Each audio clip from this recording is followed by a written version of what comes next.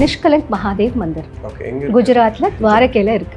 இதுதான் அந்த நிறைய பேருக்கு இப்போ போக ஆரம்பிச்சிருக்காங்க. கடல் உள்வாங்கி போகிறதும் அண்ட் ஒரு 3 hours அந்த லக்னத்துக்குள்ளே திருப்பி அந்த கடல் நீர் வந்துடும். நம்ம அதுக்குள்ளே வரணும். ஏன்னா 80 அடி உயரத்துக்கு தண்ணி உள்ளே போகும். நம்ம திருண்டு எறும்பு மாதிரி இருக்கும். So you go in 2 kilometers நடக்கணும். நடக்கிறதே கொஞ்சம் கஷ்டம். கொஞ்சம் லைட்டாக நடந்தோன்னா விழுந்துடும் வழிக்கு. அண்ட் நம்ம அந்த சங்கு ஒன்று ஊதுவாங்க. அங்கே இருக்கிற ஒரு பண்டிட்டும் வெயிட் பண்ணுவார்.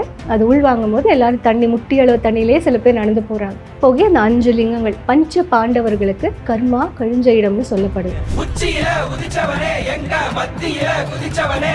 அங்கே போய் உட்காரும் போது இவ்வளோதான் வாழ்க்கை அப்படிங்கிற ஒரு ஃபீலிங் வந்து எல்லார் மனசுலையும் ஒரு ஊசி மாதிரி கொத்தும். ரொம்பவே நல்லவங்களா நீங்கள் மாறிட்டீங்கன்னா வாழ்க்கை வாழ முடியாது. அதனால தான் கடைசி காலத்தில் போங்கன்னு சொன்னது. என்ன வாழ்க்கையை வாழ்ந்து முடிச்சுட்டு லாஸ்டா என்ன வாழ்க்கைன்னு புரிஞ்சுக்கிறோம். ஏன்னா அங்கே போகிறவங்க டூ குட்டாக மாறுறதுக்கு வாய்ப்புகள் இருக்குது.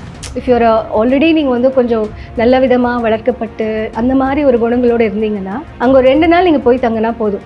ரொம்ப நல்லவங்களா மாறி வெளியில் வர ஒரு வாய்ப்பு இருக்குது. ரொம்ப ஆச்சரியமான விஷயங்கள் என்னென்னா அங்கே பிணங்கள் நாராது, நாற்றம் வராது. பிணங்கள் நீங்கள் 4 நாள் வச்சுருந்தாலும் நாற்றம் வராது. அந்த ஊரில் காகைகள் கிடையாது, எந்த பூவும் மணக்காது. இந்த 3 விஷயங்கள் அந்த ஊரோட அதிசயம்.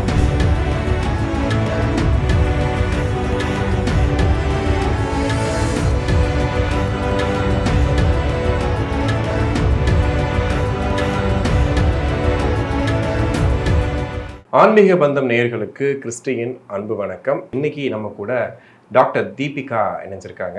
வணக்கம் மேம். ஆன்மீக பந்தம் நேயர்களுக்கு பெரிய நமஸ்காரங்கள். இந்த ஆன்மீகத்தில் ரொம்ப ஈடுபாடாக இருக்கவங்க சொல்கிற விஷயம் என்னன்னா, அந்த கோயில்கள் கால் எடுத்து வச்சோடனே சில விஷயங்கள் எனக்கு மாற்றம் தெரிஞ்சதுன்னு சொல்லுவாங்க. சில பேர் அந்த ஹோல் எக்ஸ்பீரியன்ஸ் சொல்லுவாங்க. அந்த இடத்துக்குள்ள போனோன்னு ஒரு வைப் என்னை வந்து கிரியேட் பண்ணுச்சு, ஒரு எனர்ஜி வந்து என்ன அட்டாக் பண்ணுச்சு அப்படின்ற மாதிரிலாம் சொல்லுவாங்க. ஸோ அது மாதிரி உங்களுக்கு ரொம்ப ஆச்சரியப்பட வச்ச கோயில் எது? நிறைய இருக்குது, ஜோதிர்லிங்கங்கள் அத்தனையும் இருக்குது.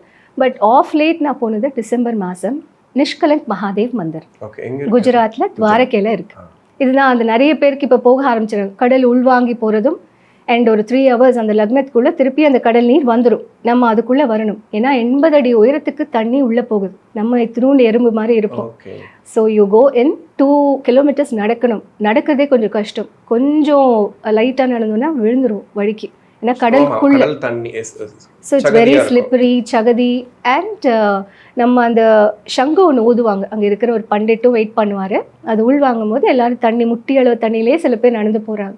போகி அந்த 5 லிங்கங்கள் பஞ்ச பாண்டவர்களுக்கு கர்மா கழிஞ்ச இடம்னு சொல்லப்படுது. அவங்க 5 பேரும் இந்தியா முழுக்க நடந்து தான் வந்து இவ்வளோ ஒரு பாவத்தை பண்ணிட்டோம், அது வந்து கர்மாவை கிளென்ஸ் பண்ணோன்னு ஊரூராக போய் சிவலிங்கம் வச்சு வழிபடுறாங்க. ஆனால் கடைசியில் இந்த இடத்துல தான் அவங்களுக்கு கர்மா ரிலீவ் ஆகுது. ஸோ எங்கே வந்து ஒரு கருப்பு கொடி வெள்ளையாக தெரியுதோ அங்கே தானே சொல்லப்பட்டு அந்த கடல் நடுவில் தான் இவங்க 5 பேருக்கும் தெரியுது. ஸோ அங்கே போனீங்கன்னா தர்மர், பீமர், அர்ஜுனர், நகுலர், சகாதேவர் 5 பேரோட லிங்கம் அவங்கவுங்களுக்கு சைஸ்க்கு ஏற்ற மாதிரி பூமியில் இருக்கும். கடலுக்குள்ளே இருக்கும். பெரிய ஒரு கோபுரம் இருக்கும் ஃப்ளாகோடு. அந்த இடத்துல அந்த 2 hours மாடு உள்ளே நடந்து வரும். நிறைய மாடுகள், நாய்கள் எல்லாம் உள்ளே வந்துடும். சார் நம்மளோட அவங்களும் அந்த இடத்துல இருப்பாங்க. பட்சிகள் நிறைய, திடீர்னு எல்லாமே பக்கத்தில் வந்து எப்படி இருக்கும், மனுஷங்களை தாண்டி இது எல்லாமே வரும். வந்து டெய்லி அங்கே வந்து பால் அபிஷேகம்லாம் பண்ணிட்டு நம்ம சங்கல்பம் பண்ணிட்டு will have to walk out every day. யுகங்களாக நடக்குது. மகாபாரத டைம் அப்படின்னா எத்தனை யுகங்கள்ல நம்ம வந்து யோசிக்கலாம். இல்ல 80 feetனா இது வரைக்கும் எந்த அசம்பாவிதமும் எதுவுமே இல்லை. அண்ட் கரெக்டாக அது என்ன ஒரு ஆச்சரியம் நான் பண்ணேன்னா, அது பின்னாடி உள்வாங்குதுன்னா ஒரு பர்டிகுலர் பாயிண்ட் தாண்டி போகலாம். கரெக்டாக அந்த 5 லிங்கம் ஒரு ஆர்ச் ஷேப்பில் இருக்கும். அந்த தண்ணி அதோடு இப்படி நின்றுக்கிட்டே இருக்கும். as if நான் பிடிச்சி வச்சிருக்கேன், நீங்கள் போனதுக்கப்புறம் நான் வெளில வரேன். இந்த ஒரு ஃபார்மேட்டில் வந்து அந்த தண்ணி தழும்பி நிற்கும். அண்ட் பயமே இல்லை. பீச்சில் வெளியில் நம்ம நிற்கும் போதே கொஞ்சம் அலை அடிச்சதுன்னா ஒரு மாதிரி ஃபீலிங், பயம் இருக்கும். நம்ம உள்ளே போகிறோம், திடீர்னு தண்ணி வந்து அந்த பயமே இல்லை. அதுக்கு தான் அது பேர் நிஷ்கலங்க். நிஷ்கலங்க் அப்படின்னா கலங்கம் அற்றவன், கலங்கமே இல்லாது அப்படின்னு. ஸோ அது உள்ளே போகி நம்ம அபிஷேகம் பண்ணும்போது சங்கல்பம் எடுக்கும்போது சொல்லுவாங்க, இந்த அளவுக்கு உள்ளே வரும்போது உங்களோட இந்த உடம்பும் மனசும் கலங்கம் இல்லாமல் இன்னியோட முடிஞ்சுது, கர்மா உங்களோடது கிளென்ஸ் ஆயிடுச்சு. ஸோ இதெல்லாம் தான் இந்த தர்மத்தில் எதிர்பார்க்குற விஷயங்கள். கர்மா, மோக்ஷா, லிபரேஷன் இதெல்லாம் சொல்கிறோம் இல்லையா, பெரிய பெரிய வார்த்தைங்களாம். ஆனால் அது ரொம்ப சின்ன விஷயங்கள். கர்மாலாம் ஆராய்ச்சி பண்ணுறதுக்கே இல்லைங்க. நிறைய பேர் இப்போ கர்மா ஆராய்ச்சின்னு பேசுகிறாங்க. நான் ஒரு செயல் செய்கிறேன், அதுக்கு என்ன எதிர்வினை வருது, சிம்பிள் ஆஸ் தட். நான் நல்லா நினைக்கிறது கூட ஒரு கர்மாவாக மாறும். மனசளவில் நினைக்கிறது கூட. ஸோ உள்ளேருந்து க்ளீனாக இருக்கணும்னா we have a very clean karma. People will start coming to you. And more than that, animals start coming to you. இது ஒரு சின்ன எக்ஸாம்பிள் என்னன்னா, எனக்கு வந்து ஒரு 4 to 5 years முன்னாடி வரைக்கும் நாய்கள்லாம் ரொம்ப பயம். அங்கே ஒரு நாய் போச்சுன்னா நான் ரொம்ப பயப்படுவேன். I'm totally against it. இன்னைக்கு ரோட்டில் எந்த நாய் இருந்தாலும் நான் பக்கத்தில் போய் உட்காந்துக்கிறேன். And dogs come to me and I have a pet at home which I never imagined will happen in my lifetime.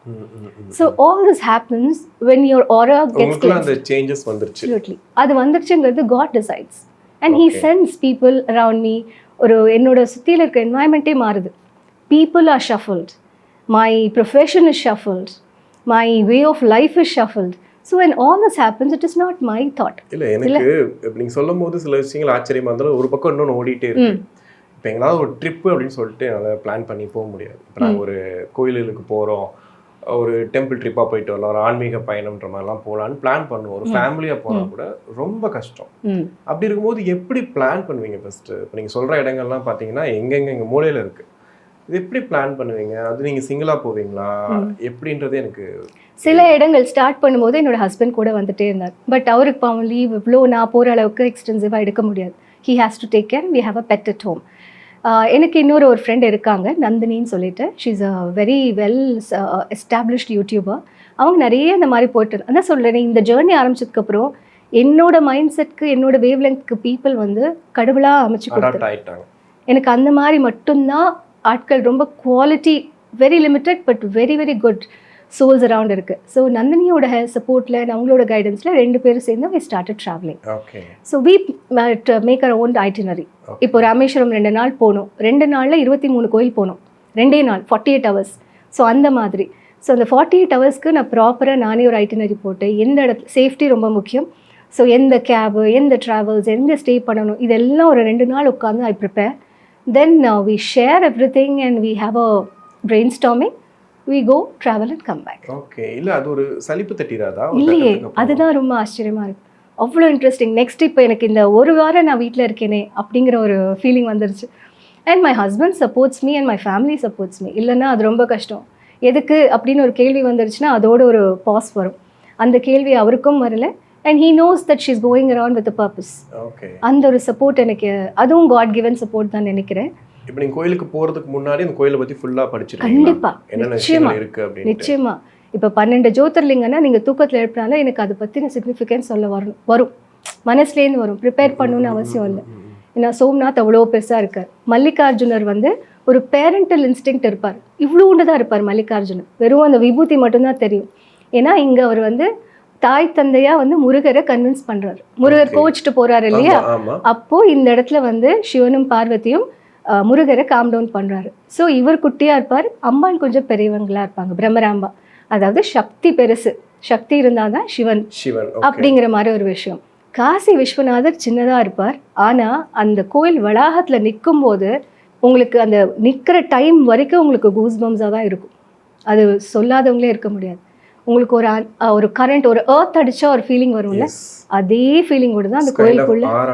Absolutely. அந்த ஆரா எவ்ரிபடி ஃபீல்ஸ். ஏன்னா அது அவ்வளோ மெக்னெட்டிக் பிளேஸ். அது it's a place of liberation and moksha. Sivan இருக்கிற இடம்.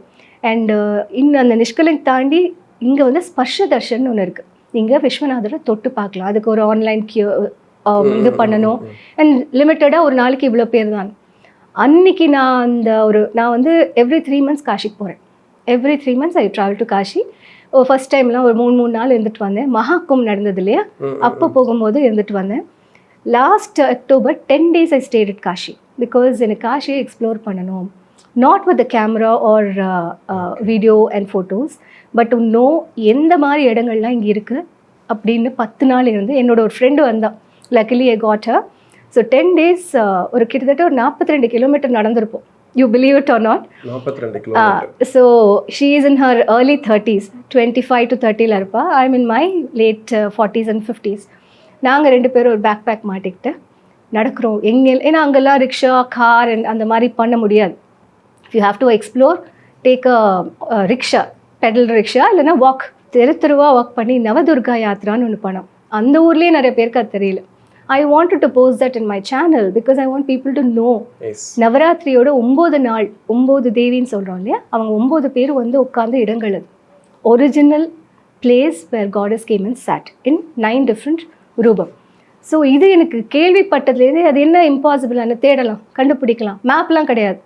So எப்படியோ கண்டுபிடிச்சி 9 கோயிலுக்கும் போய் அண்ட் அஷ்ட பைரவர், இப்போ நிறைய பைரவர் பற்றி பேச ஆரம்பிச்சிட்டாங்க.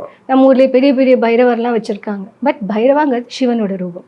அந்த பிரம்மர் தலையை எடுத்தார் இல்லையா, அந்த தலையை எடுத்துட்டு அவர் ஊரூராக போகிறார். விழமாட்டேங்குது, தலை ஒட்டிச்சு, ஏன்னா அது ஒரு தோஷம். ஸோ இது எங்கே போய் நான் இந்த தோஷத்தை கழிக்கிறதுன்னு சிவன் பைரவர் போகும்போது காசியில் ஒரு இடத்துல போகும்போது தன்னால் அந்த தலை கீழே விழுது. அந்த கோயிலுக்கு நான் போனேன். அது கபால பைரவர்னு ஒரு கோயில். அந்த குளம் இன்னும் இருக்குது. அந்த குளம் இன்னும் இருக்குது. எங்கே பிரம்மரோட தலை விழுந்ததோ அந்த இடம் கபால பைரவர். கபாலம்னா தலை. ஸோ இந்த மாதிரி அஷ்ட பைரவர் இருக்குது.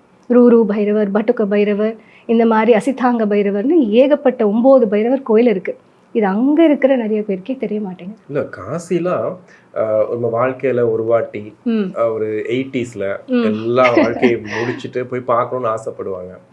அங்கே போனால் சில விஷயங்கள் வந்து நமக்கு, அதாவது முடிவு எல்லை அதுதான் அப்படின்ற மாதிரி. அப்படி என்ன சிறப்பு காசியில்? இப்போ நீங்கள் 3 மாதத்துக்கு ஒரு தடவை போயிட்டு வரீங்கன்றீங்க இல்லையா? அண்ட் எனக்கு ஐ ஆக்சுவலி கான்ட்ரடிக்ட். இந்த வயசானதுக்கு அப்புறம் இன்னும் எங்கள் பாட்டி தாத்தா அப்படின்னு சொல்லுவாங்க, 7 வயசுக்கு அப்புறம் போயிட்டு ஒரு வாட்டியாவது போயிட்டு இதே ஒரு கேள்வியா எனக்குள்ள இருந்தது, வை தட் அப்படின்ட்டு. ஆனா அங்க போகும்போது என்ன தெரியுதுன்னா, அந்த மணிகர்ணிகா காட் முக்கியமா நிறைய பேர் இப்போ வீடியோஸ் எடுக்கிறாங்க, பிணங்கள் எரியிற இடம் அப்படின்ட்டு. அங்க போய் உட்காரும் போது இவ்வளவுதான் வாழ்க்கை அப்படிங்கிற ஒரு ஃபீலிங் வந்து எல்லார் மனசுலயும் ஒரு ஊசி மாதிரி குத்தும். அதுக்கப்புறம் லைஃப்ல இன்ட்ரெஸ்ட் போயிடும். ரொம்பவே நல்லவங்களா நீங்க மாறிட்டீங்கன்னா வாழ்க்கை வாழ முடியாது. அதனாலதான் கடைசி காலத்துல போங்கன்னு சொன்னது. எல்லா வாழ்க்கையும் வாழ்ந்து முடிச்சுட்டு லாஸ்டா என்ன வாழ்க்கைன்னு புரிஞ்சுக்கிறது. ஏன்னா அங்க போறவங்க டூ குட்டா மாறுறதுக்கு வாய்ப்புகள் இருக்கு. இஃப் யூர் ஆல்ரெடி நீங்க வந்து கொஞ்சம் நல்ல விதமா வளர்க்கப்பட்டு அந்த மாதிரி ஒரு குணங்களோட இருந்தீங்கன்னா அங்க ஒரு 2 நாள் நீங்க போய் தங்கினா போதும், ரொம்ப நல்லவங்களா மாறி வெளியில வர ஒரு வாய்ப்பு இருக்கு. அப்போ நீங்க சர்வைவ் பண்ண முடியாது உலகத்துல, இந்த ரேஸ்ல சர்வைவ் பண்ண முடியாது. மேபி அந்த காரணத்துக்காக சொல்லியிருக்கலாம், ஏன்னா வாழ்க்கை இவ்வளோதான். ஏன்னா அடுத்தடுத்து வந்துகிட்டே இருக்கும். நானும் போய் ரொம்ப நேரம் அங்கே உட்காந்து பார்த்து இதெல்லாம் பண்ணியிருக்கேன். அண்ட் ரொம்ப ஆச்சரியமான விஷயங்கள் என்னென்னா, அங்கே பிணங்கள் நாராது, நாற்றம் வராது. பிணங்கள் நீங்கள் 4 நாள் வச்சுருந்தாலும் நாற்றம் வராது. அந்த ஊரில் காகைகள் கிடையாது, எந்த பூவும் மணக்காது.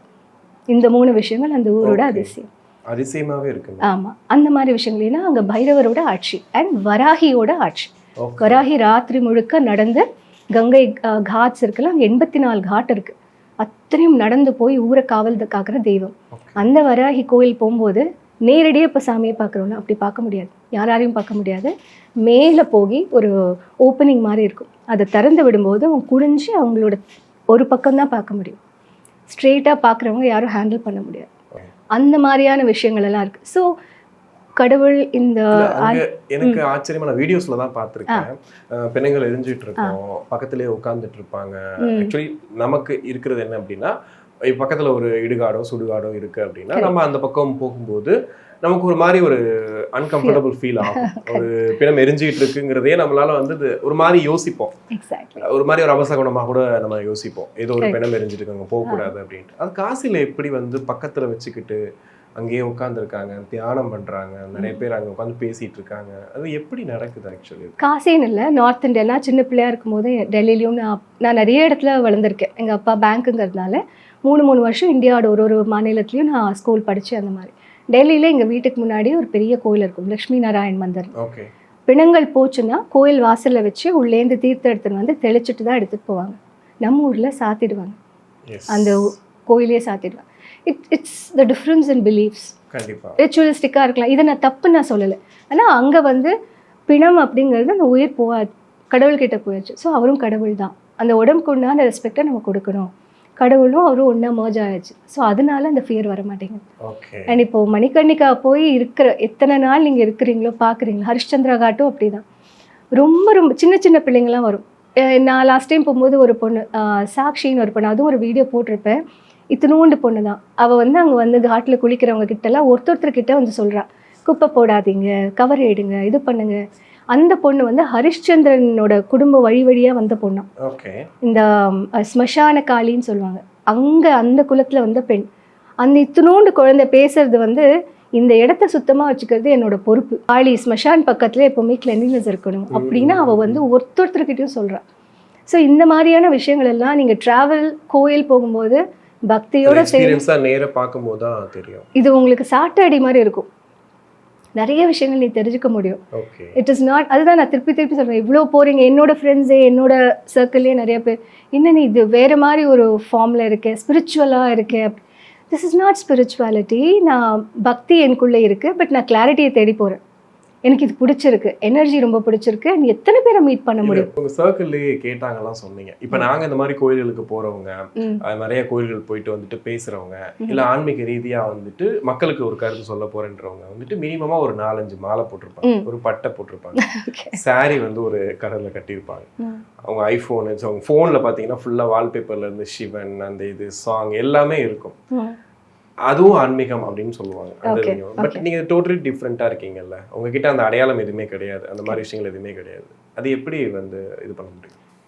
நான் வந்து 2 விஷயம் தான் அது. அப்படி பண்றவங்கள நான் தப்பு சொல்ல மாட்டேன். ஏன்னா ஒருத்தருக்கு ஒரு pattern of going towards spirituality, and இது இப்படி இருந்தாதான் என்னால் அதில் இருக்க முடியுதுன்னு ஒரு நம்பிக்கை.